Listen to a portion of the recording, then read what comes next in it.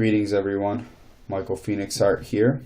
And today I want to talk a little bit about generosity and how it's important to being and staying a spiritual being. Like St. Francis says in his prayer, it is in giving that we truly receive. And so today I'm talking from experience on mostly this issue. I've experienced generosity and in many different ways, being given generosity, receiving it, and giving it to other people. It's not the easiest path spiritually to work with, but it is one of the most profound ways to open your heart to love, truth, and wisdom. And it also is very liberating. Practicing generosity every day is also one of the fastest ways to push your ego aside and feel and realize your true spiritual essence. And the Tibetan Buddhists, they practice this as one of the fastest ways. They do what's called selfless acts. And I've literally read and heard about Buddhist monks in training doing surprise gifting, as it's called, where they will grab an amazing gift somewhere, maybe handmade or something that they made, something precious, and they will literally leave it on people's doorsteps and drive away. They drive away so that they can't see the person's face, they don't know who it was, they can't see the reaction. It's just in the act itself, just giving, that brings this breakthrough through the ego barriers and opens you up to your essence self.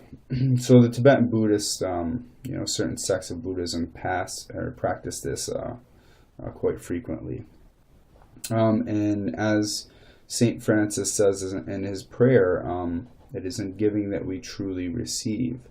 And this is because if you truly are a vessel of God or the Creator, the great, mysterious, wondrous Creator, whatever you may call it, G-O-D, Buddha, whatever. If you truly are a vessel, like we all are, but if you're truly an open vessel, you are like a faucet, and it flows through you and nourishes others and nourishes this life through you in some way or capacity. It's doing it all the time anyways, whether you are aware of it or not, it's happening. Those moments when you say something just right to help someone get through a terrible day, just little loving actions towards your feline friends or your four-legged friends of any kind. Just little tiny things often is the way Spirit works inconspicuously through you, and you don't even know it. So we're all vessels of the divines, just some in different categories, ways, and capacities. And so if you're a faucet and it's flowing through you, it's just goes to say that the more you open up and you give, the more you yourself will receive, because if you are the faucet, then you will be filled to the brim with the gloriousness of gratitude and abundance.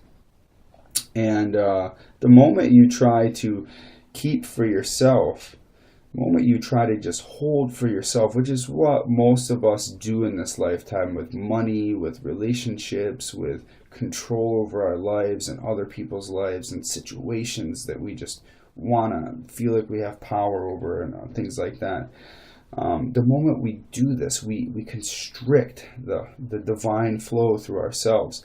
And this makes it harder for us to really experience joy in our life, because we think we're gaining by constricting, which actually constricts the flow through us as well.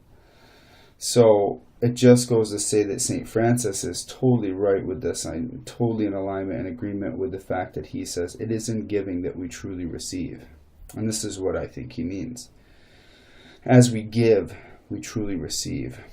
Now, I like to talk about this for a moment on a different aspect, on economy. We're all like really caught up in America about the news and economy. I try not to watch it. Not that I like to bask in ignorance, just that, again, I'm in alignment with Thomas Jefferson when he said, I believe it was Jefferson, when he said, I don't read a newspaper a day, and I'm better for it. My friend Jonathan Fuchs, if I pronounce his name right, Fuchs, is the one who quotes that to me, and it's very powerful when I think about it.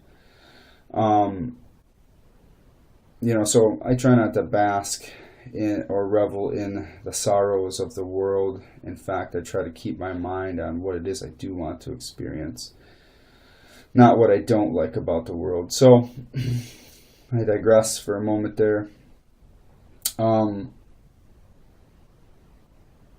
So it is in this giving that we truly receive, and in our local economy, if you give gratitude to your local businesses around the corner, get to know your barber, get to know your dentist, get to know your chiropractor, the local diners you eat at, the local people that make wares around you.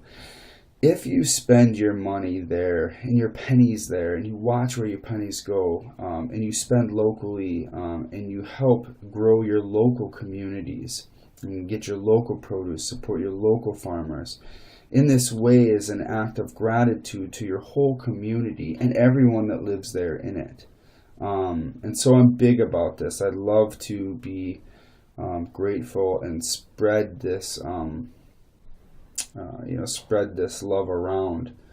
And so I implore everyone to try the same thing. Get to know your local community, and have gratitude for them, and spend your pennies and your dollars in their way, in their wares and their ways.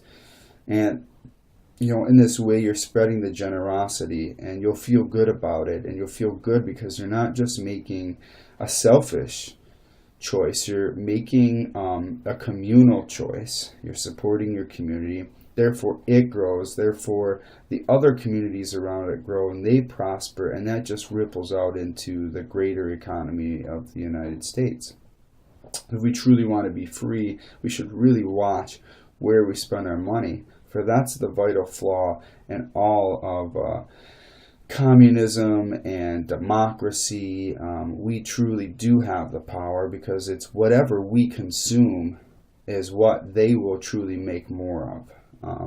So be a local consumer, and give gratitude in your local businesses, and support your peoples that are coming up and trying to make their own local home businesses.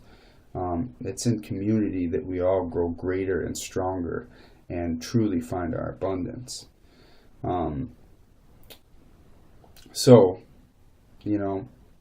This is pretty self-explanatory. If you can practice this gratitude, and use these things in this way, I'm sure that your life will open up to greater awarenesses, more wisdom, more love. Your ego will be soothed like a small babe with a pacifier. And you'll feel much more joy in your life. So try this. Try these things. Don't believe it because I've said it. Go out and experience it for yourself. I always implore people to take the knowledge that I spread around and to apply it in your life. It does no good to read, and it does no good to listen to speakers if you don't truly go out and test it. And you can't do it for just one day. You have to actually test it for weeks, months, maybe a year, and truly find the truth and the benefit and any wisdom. Therefore, it's now experienced, and therefore you now really know the truth of such a thing. Reading is just perception. You actually have to experience. And my teachers usually tell me to stop reading and just go experience things. And I've lived my life by this. So, gratitude, have lots of it. Be very giving. But I will err on the side of caution that don't give with expectations, for that's not truly from the heart.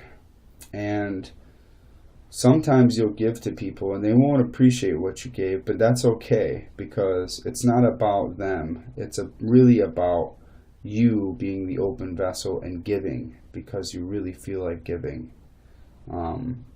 So do everything from the heart as best you can. I hope this information finds you well. I hope it blesses you on this day and many other days, depending on when you watch it. I hope the transmissions of energy make you feel good and warm and relaxed. And I just want to thank everyone that supports me and that writes in and that comments on these videos. You can go to my website at michaelphoenixheart.com and see all the lists of my videos, sign up for my newsletter, check out all the lectures I'm giving, the readings I'm doing, and other places that I'm traveling to. And you can meet me there. We can have one-on-ones. You can inquire about many things yourself, and you can just get time one-on-one with me to laugh and drink tea and hang out. That's my favorite thing in the world to do. It's also a grateful and gratitude type thing. So I'd love to have tea with you. Come on out and see me. Go to the website, watch some videos, and then schedule a time you want to come down to the temple. Love and blessings. May love, wisdom, peace, liberty, truth, may they all be the rulers of your days and your experiences, and in the fashion of the ancient Hindus, where they say namaste to mean you and I are the same light from the same creator. Say namaste and Yahweh, my friends.